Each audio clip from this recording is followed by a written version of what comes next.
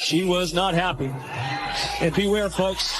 AB might be talking to Becky throughout the game day. They're best friends. Run it out, Wilson.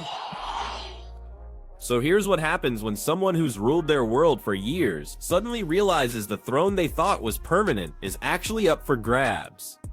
A'ja Wilson had been the undisputed queen of women's basketball, MVP awards, championship hardware, total dominance across the board.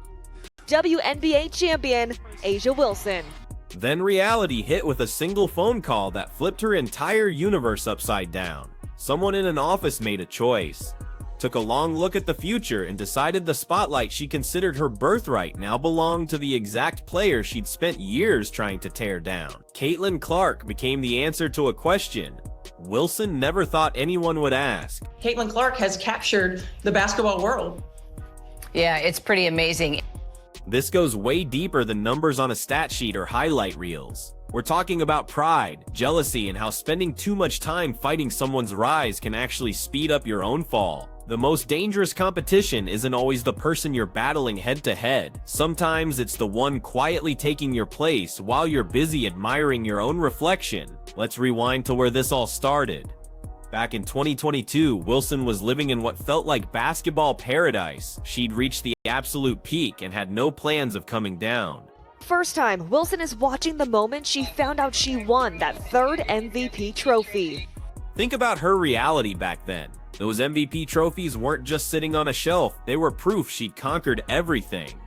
Championship jewelry that caught every light in every room. Brand partnerships where companies were literally competing to throw money at her. Magazine spreads and TV features where everyone called her the defining talent of her era without even questioning it. A'ja, she's been A1 since day one. Top tier. But she was on a whole different level while making WNBA history. Every morning, Wilson woke up knowing she'd earned her way to the top through raw talent and relentless work. She'd claimed her spot as the center of the basketball universe and figured she'd stay there as long as she wanted. Sharing that space with anyone wasn't part of the plan, especially not with some college kid from Iowa who hadn't even touched professional basketball yet. But then Caitlin Clark showed up and completely rewrote the rules of how someone becomes a superstar. Clark didn't follow the usual path where prospects quietly climb the ladder and wait for their moment. Instead, she burst onto the scene like lightning striking the same place twice, shattering records and leaving defenders wondering what just happened. Before she even turned pro, Clark was already breaking the system. Arenas were selling out months ahead of time just to see her play. TV ratings that women's basketball had been dreaming about for decades were suddenly happening every time she stepped on the court. Sports highlights everywhere were dominated by her ridiculous shots from distances that shouldn't even be possible. Clark hits the three. Too much space. Nearly 10 million. Clark brought this incredible confidence and this competitive edge that made longtime fans remember why they fell in love with basketball in the first place. Media coverage exploded around her story. People who'd never cared about women's basketball were suddenly planning their schedules around her games. And Wilson, who'd believed she was the rightful owner of all that attention, absolutely could not stand watching someone else receive the love she thought belonged only to her. Here's where Wilson made the choice that would eventually destroy everything. Instead of recognizing that Clark's popularity was bringing millions of new eyeballs to women's basketball, and that everyone would benefit from this growth, Wilson decided Caitlin Clark wasn't a teammate in building the sport. She decided Clark was the enemy who needed to be stopped. The attack plan rolled out slowly at first, so carefully that most people wrote it off as reading too much into things. A social media like here supporting posts that questioned whether Clark was really ready for the next level. A mysterious tweet there that seemed perfectly timed to undercut her biggest achievements without actually saying her name. Wilson started posting throwback content highlighting her own accomplishments with timing that was absolutely no coincidence. Always right after Clark did something incredible. Every time Clark broke another record, Wilson's feeds would suddenly feature her own greatest hits or pointed commentary about what separating the real players from the pretenders actually looked like. When Clark earned Time Magazine's Athlete of the Year recognition, something that should have been celebrated as a massive win for women's sports everywhere, Wilson's online presence told a completely different story. Caitlin Clark is Time Magazine's 2024 Athlete of the Year. Instead of celebrating this breakthrough moment for the game she claimed to love, Wilson radiated pure skepticism and resentment that was impossible to miss. The message couldn't have been clearer to anyone paying attention. Wilson saw Clark not as a rising star who could help lift the entire league to new heights, but as a direct threat to everything she'd built through years of grinding and sacrifice. But jealousy has this way of exposing itself no matter how hard you try to keep it hidden. It started leaking out in interviews where Wilson would drop phrases like proven impact and championship-level consistency in ways that were obviously meant to diminish what Clark was accomplishing. It showed up in passive-aggressive comments that got sharper and less subtle as Clark's fame kept climbing past anything Wilson had ever achieved. You could see it in how Wilson would completely dodge questions whenever reporters asked about Clark's success or wanted her thoughts on the phenomenon taking over basketball. Wilson turned every single Caitlin Clark milestone into a personal insult directed at her own career. She made Clark's achievements all about herself instead of about the incredible growth happening in the sport they both played. She convinced herself she was standing up for veteran players everywhere, when really she was just protecting her ego from the uncomfortable truth that someone younger and more marketable had arrived on the scene. What Wilson didn't realize, what she couldn't have possibly seen coming, was that Team USA officials were watching every single one of these moves with complete professional detachment, and they were keeping very detailed records of everything. A two-time Olympic gold medalist and two-time WNBA champion, A'ja Wilson. Now let's talk about something the mainstream basketball media almost never brings up. Everyone loves to discuss Wilson's dominance, her hardware, her ability to take over games, but there's a serious flaw in Wilson's approach that becomes painfully obvious once you understand how international basketball actually operates. Insiders call it living off the whistle. Check out Wilson's free throw numbers in the WNBA. She's getting to the line nearly 12 times per game. Sounds like the signature of a player so unstoppable that defenders have no choice but to foul her, right? But when you actually study the game footage, you see something completely different. You see someone who's become a master at drawing contact and selling it to referees. Every single drive ends with exaggerated movements designed to get a call. Every bit of defensive pressure, no matter how legal, turns into a dramatic appeal for a foul. Wilson's scoring in the WNBA isn't built purely on basketball skill. It's built heavily on a constant flow of favorable calls that have protected offensive stars like her for years.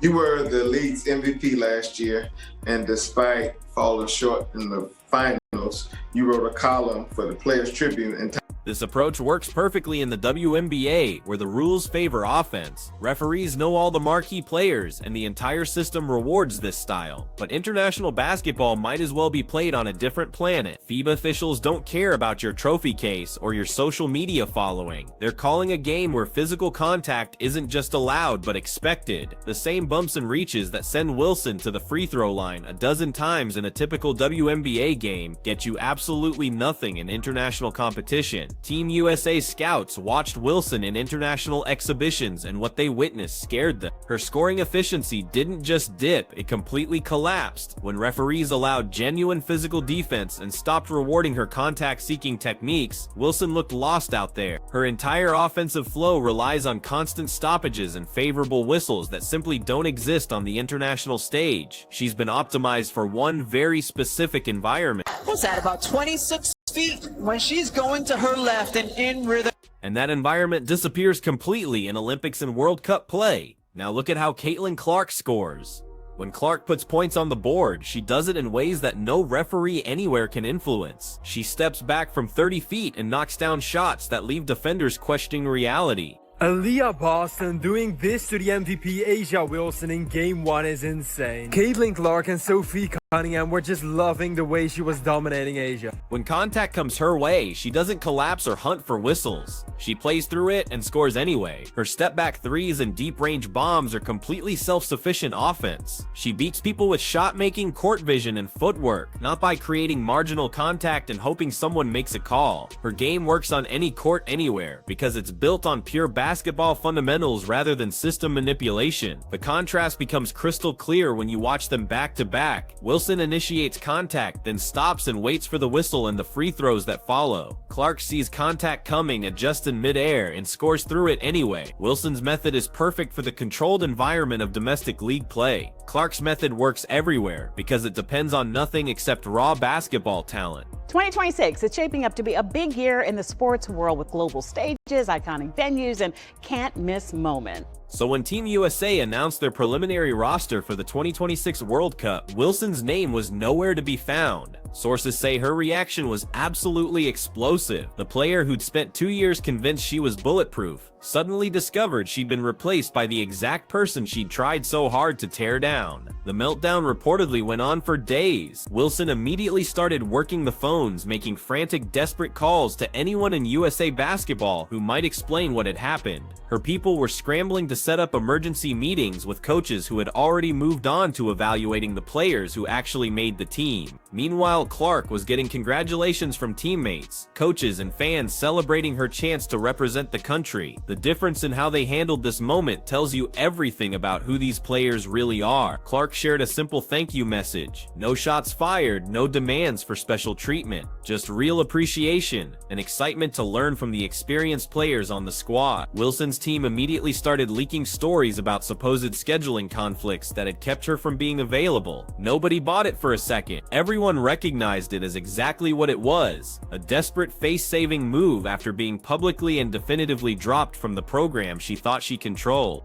But here's what really matters. Team USA coaches had been documenting Wilson's behavior for 2 solid years before they made this call. Every passive-aggressive comment got recorded. Every cryptic social media move got saved. Every interview where she took indirect shots at Clark got added to a growing pile of evidence that this wasn't someone who would put team success ahead of personal ego. They were assembling a team to represent America on the biggest stage in sport. They needed players who would build each other up, not spend their energy tearing teammates down. International competition operates at a completely different intensity level than anything these athletes face in their regular seasons.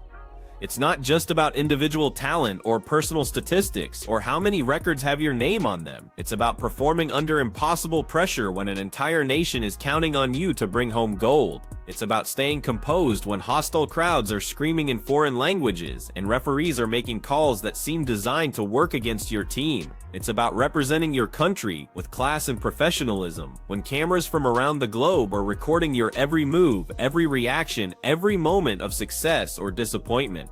The Olympic platform amplifies everything and exposes flaws that regular season play can cover up.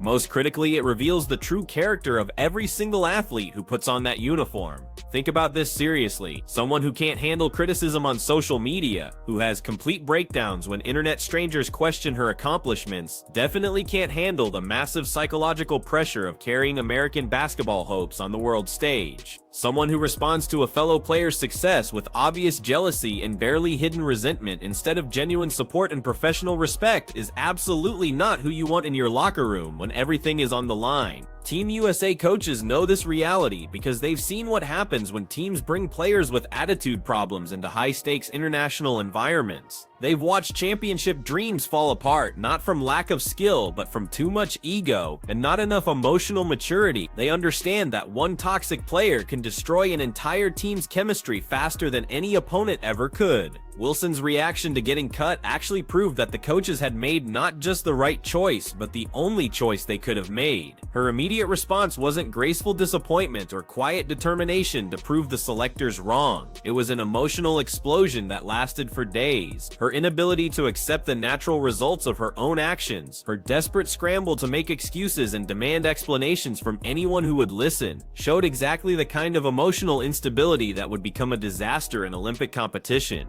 Picture that same response happening after a tough loss in a championship game. Imagine those frantic phone calls and that barely controlled anger being directed at teammates or officials or reporters on the world stage. The coaches imagined exactly that situation and they wisely decided they wanted nothing to do with it. Now contrast that unstable reaction with Caitlin Clark, who has spent 2 full years absorbing constant attacks from Wilson and her supporters without ever responding in the same way. Clark has faced more public criticism, more unfair attacks, and more manufactured drama than almost any player in women's basketball history, and she's handled all of it with the kind of quiet professionalism that makes major brands want to partner with her and national team coaches, confident in her ability to represent the country. While Wilson was busy liking shady snarky posts and making passive-aggressive comments, Clark was keeping her head down and letting her performance do the talking, while Wilson was using every interview as a chance to subtly undermine a younger player's achievements. Clark was talking about how grateful she would be to learn from veterans and help the team succeed however she could.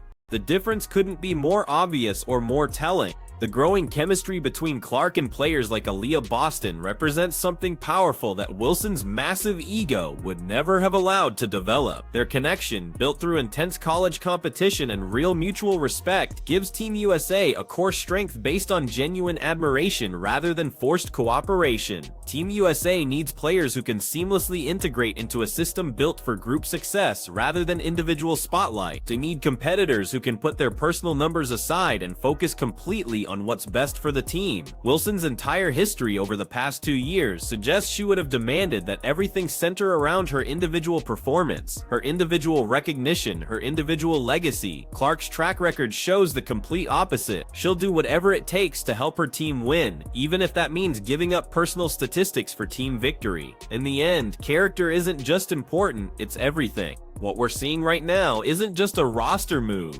it's a complete transformation in how women's basketball evaluates its stars. The age of the whistle-dependent player is over. The age of pure, unstoppable, fundamental skill has begun. Team USA has sent a message that echoes far beyond this single decision. They pick character over chaos. They pick professionalism over petty drama. They pick players who elevate the sport over players who attack their competition. Clark's appeal reaches beyond American borders in ways Wilson's brand never managed. International fans discovered her during her college run. Her long-range shooting and her infectious competitive firework across all cultures and languages. She brings excitement and skill that expand the global audience for women's basketball, which is exactly what the Olympic spotlight demands. Wilson's approach focused on fans who already existed. Clark's approach creates completely new ones. The 2026 World Cup and 2028 Olympics will feature Clark's leadership on basketball's most important stages. Team USA plans to construct their entire system around her unique abilities and her basketball intelligence. The constant drama and attention-seeking that Wilson would have brought would have created major distractions during both preparation and actual competition. Clark's attention stays fixed on team success, rather than individual headline. That difference becomes crucial when you're representing your country. Power doesn't usually fall apart in public view. It gets worn away quietly, in private moments, through decisions most people never witness. What appears to be confidence can slowly become entitlement. What seems like leadership can gradually turn into isolation, and when final decisions get made, they arrive without explanations, only results. In elite circles, reputations don't get destroyed by simple failure, but by how someone reacts when the spotlight starts moving towards someone else. So here's the question that stays with you long after the news cycle moves on. Was this just one roster choice, or the first move in a bigger reshaping of women's basketball? One where influence gets earned differently and past success no longer guarantees future protection. And if the power structure really is shifting, who's gonna feel it next? This story didn't end with one phone call. It only showed us how much more is still waiting to told.